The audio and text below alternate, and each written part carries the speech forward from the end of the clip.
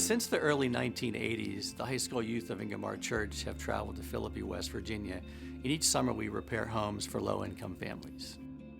Back when we used to have this Spirit newsletter, in preparation for the Philippi article, Lori Reese would email her standard list of questions.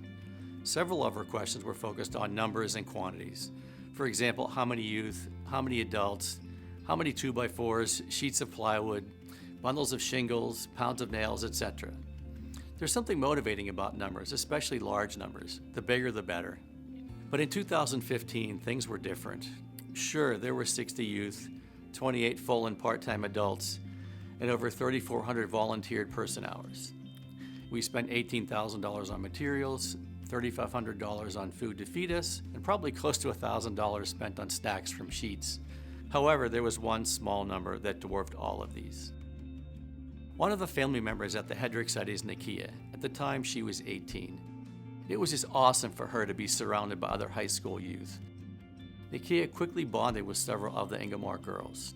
Nickia learned of the nightly worship and discussion time and asked if she could join us.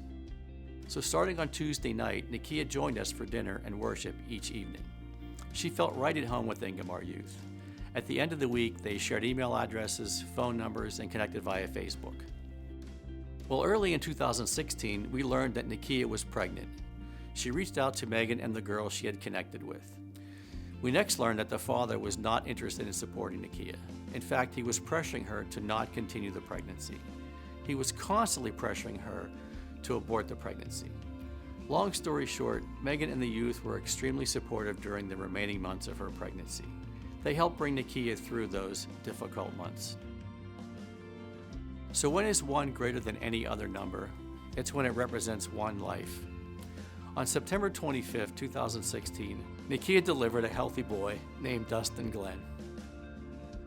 Each year, when we love our neighbors in Barber County, lives are truly changed. Last year, lives were changed in an extraordinary way. There is now one more neighbor to love.